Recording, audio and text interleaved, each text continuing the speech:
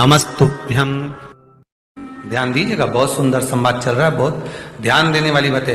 प्रत्येक महीने की पूर्णिमा को जिसके घर में दूध की सामग्री बनती हो, दूध की सामग्री तैयार होती हो, खीर प्रसाद तैयार होता हो, उसके घर में कभी क्लेश नहीं हो सकता। चाहे सास बहू एक दूसरे के सामने वो कहे ना, वो सांप और नेवले की लड़ाई क्यों ना, फिर भी शांति हो जाती है। पर प्रत्येक महीने की पूर्णिमा होना चाहिए। ये नहीं कि तुमने एक महीने की पूर्णिमा पे बना लिया और दूसरे महीने की पूर्णिमा को गायब कर दिया। फिर सालों से कर रही हो, कई माताएं कर रही होंगी पूर्णिमा का व्रत। एक समय फलाहार करती हैं, एक समय भोजन करती हैं। भोजन में खीर का होना जरूरी होता है पूर्णिमा के व्रत में। दूध की सामग्री होना जरूरी होती है पूर्णिमा के व्रत में। 12 महीने की पूर्णिमा करो, मना नहीं है। और पूर्णिमा उठाने का भी समय होता है। चैत्र के महीने की जो पूर्णिमा होती है, चैत्री पूर्णिमा पहली पूर्णिमा मानी जाती है, इसलिए चैत्री पूर्णिमा को सिद्ध पूर्णिमा कहते हैं, कार्य सिद्धात्री पूर्णिमा कहते हैं, सिद्ध करने वाली। मनोरथी पूर्णिमा कहते हैं, मनोरथी पूर्णिमा। इसलिए पूर्णिमा का व्रत कहां से उठाया जाता है? चैत्र के महीने की पूर्णिमा से पूर्णिमा का व्रत उठाया जाता है कि मैं महीने की पूर्णिमा करूंगी, तो चैत्र पूर्णिमा से उसको उठा लिया जाता है। पर उसका एक नियम रहता है। आप फलाहार करें अपनी जगह पर है, पर एक समय भोजन कर रहे हैं वो अपनी जगह पर। भोजन के साथ में मीठे के साथ थोड़ा दूध की सामग्री होना जरूरी होती है। और क्यों करते हैं पूर्णिमा का व्रत, किस लिए किया जाता है, क्यों करा जाता है, उसका व्याख्यान वर्णन शिव महापुराण के अंतर्गत स्कंद पुराण में लिखा गया। स्कंद पुराण में वर्णन किया है श्री वेद व्यास जी महाराज ने। कहा यह पूर्णिमा का व्रत इसलिए किया जाता है कि व्यक्ति का जब मन गलत भ्रम में जाने लगता है, मन जब गलत जगह पर जाने लगता है, तो ये मन को गलत जगह पर ले जाने वाला कौन होता है? तो कहा यह चंद्र होता है। व्यक्ति की राशि के अंतर्गत, व्यक्ति की पत्रिका के अंतर्गत, व्यक्ति की ग्रह दशा के अंतर्गत जब चंद्र बेकार चलता है तो व्यक्ति अच्छा करते करते भी बेकार करने लग जाता है। चंद्र डोल रहा है। कई माताएं कहती हैं, गुरुजी हमारे बेटे को आशीर्वाद दीजिए, बहुत गलत संगत में जा रहा है। मतलब समझ जाना कि चंद्र गड़बड़ जा रहा है। बेटी अगर गलत मार्ग पर जा रही है, बेटी अगर गलत संगत में जा रही है, किसी अन्य व्यक्ति की ओर आकर्षित हो, चंद्र गड़बड़ हो रहा है, उसका चंद्र कहीं जा रहा है। कोई पुरुष, कोई लड़का कोई गलत मार्ग पर जा रहा है, चंद्र गड़बड़ हो रहा है। घर में जो क्लेश उत्पन्न होता है, घर में जो विवाद उत्पन्न होता है, उस विवाद को रोकने के लिए केवल चंद्र की ही, इसलिए तो पूर्णिमा घर की नारियां, हमारे हिंदू धर्म में यहां तक स्कंद पुराण में कह दिया कि प्रत्येक पूर्णिमा। आप लोग कभी आप लोगों ने सत्यनारायण जी की कथा करवाई है? जितने लोग आस्था चैनल पर कथा सुन रहे हैं, जितने लोग फेसबुक यूट्यूब पर कथा सुन रहे हैं, यूट्यूब पर कथा का श्रवण कर रहे हैं, उनने कभी सत्यनारायण की कथा करवाई होगी। तो उसमें लिखा है, हर कार्तिक, हर पूर्णिमा को, हर संक्रांति को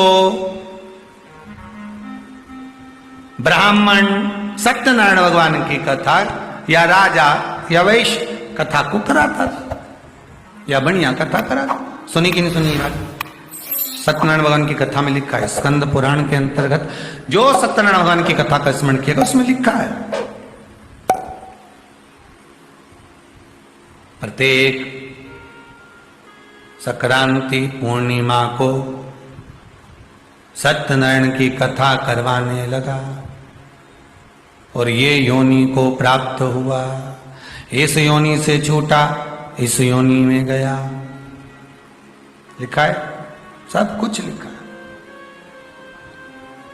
अब उत्ते से समझ जा कि पूर्णिमा को सत्यनारायण की कथा करने का बोला है, तो पूर्णिमा को सत्यनारायण की कथा का क्यों बोला? वैसे तो रोज कराओ सत्यनारायण जी की कथा, प्रतिदिन कराओ, मना नहीं है। आप क्या कोई विशेष फंक्शन है आप सत्यनारायण जी की कथा करवा? पर पूर्णिमा संक्रांति को, और संक्रांति को पूर्णिमा को सत्यनारायण की कथा का स्मरण क्यों करवाया गया? क्योंकि पूर्णिमा के दिन अगर ये भगवान का व्रत रख लेगी, पूर्णिमा के दिन अगर ये खीर का प्रसाद बना लेगी, थोड़ा सा दूध की कोई सामग्री बना लेगी और भगवान को भोग लगा देगी, भले सत्यनारायण भगवान के भाव से बनाए, भले सत्यनारायण जी के निमित्तार्थ बना, पर अगर इसने सत्यनारायण भगवान के निमित्त से बना, पर पूर्णिमा के दिन अगर ये व्रत रखेगी, उपास रखेगी, या कोई सामग्री बनाकर भगवान की पूजन कर लेगी, तो इसके घर में जो अशांति है वो शांति में बदल जाएगी। इसलिए कई घरों में आज भी सत्यनारायण भगवान की पूजन हर पूर्णिमा को करती है। माता किताब लेके बैठ जाती है, तुरंत उन्हें ऑफिस जाना, कहीं काम पे जाना,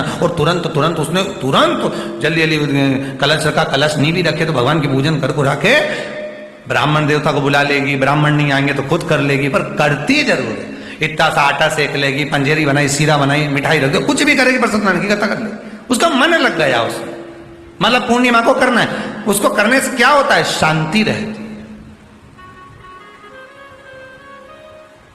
शीतलता रहती। फिर निवेदन करूंगा, दुनिया में ऐसा कोई समस्या नहीं जिस समस्या का कोई निदान नहीं। हर समस्या का निदान है, पर निदान किसी दूसरे के पास नहीं, निदान केवल मेरे भोले नाथ के पास में है। आपको अगर किसी समस्या का सफल आनंद चाहिए तो शंकर की शरण में जाओ। आपको सीहोर आने की भी जरूरत नहीं है, आपको हमसे मिलने की जरूरत नहीं है, आपको पंडित प्रदीप मिश्रा के पास नहीं आना, आपको किसी बाबा जोगी के पास नहीं जाना, आपको किसी के बेल भभूति लेने नहीं जाना, आपको तो शिव के पास जाना। जो शंकर की वस्तु है उसको स्वीकार करो, बस शंकर की वस्तु को स्वीकारिए।